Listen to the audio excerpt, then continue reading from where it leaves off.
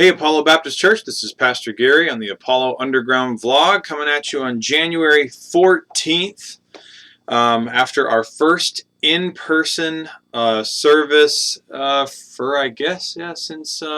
3 weeks rather. So we went underground again because someone had come to the service with COVID, so we wanted to make sure we don't spread it, and went down for 3 weeks. And to my knowledge, on Thursday, no one has come to church with it last Sunday. So, hey, to our knowledge, it's been, well, there's one person that I think was exposed.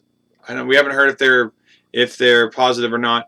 That was in service, but they were exposed within 24 hours of being in service, so they wouldn't have been contagious. So, so far we're looking good. We can have another in-person service this Sunday. It's great. Also, I don't know if you noticed, but we have a new Bible reading plan in our sermon handout every Sunday, and it's going through Isaiah. So this week we're reading Isaiah chapters 5 through 7 this week. And in chapter 5, verse 11, it says, "Woe to those who rise early in the morning, that they may run after strong drink, who tarry late into the evening, as wine inflames them, that is. They have lyre and harp, tambourine and flute and wine at their feasts, but they do not regard the deeds of the Lord, or see the work of his hands." You probably know some of the heaviest partiers, some of the best personalities, the life of the party. They may not know the Lord, but they know how to have a good time.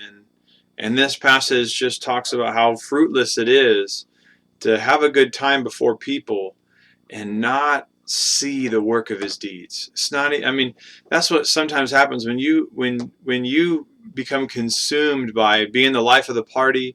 When you become consumed to having fun, having the best kind of fun, so much so that you're intoxicated and you can't participate in just normal cognitive functions, so that you can have fun and have everybody else have fun. It is a wearying, a toxic action for your own soul. And when you do that, you basically numb yourself up to God, so much so that it says that you don't regard the deeds of the Lord. You can't even see the work of his hands. That just makes me want to pray. It makes me want to pray for the depravity of our society, depravity of our young people even.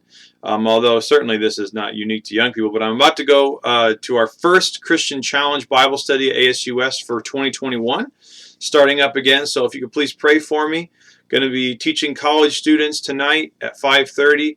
We're going through 1 Samuel like we are in our preaching series. So I'm excited to do that. We've grown a lot. So please pray for commitment, discipline, that students would show up, and that they would respond, that everyone there would regard the deeds of the Lord, and they would see the work of his hands. And speaking of which, this Sunday night at our prayer meeting, we will be praying for our college ministry. One of the main reasons we're doing that is because that's one of our goals as a church, is we want to see revival in our college ministry.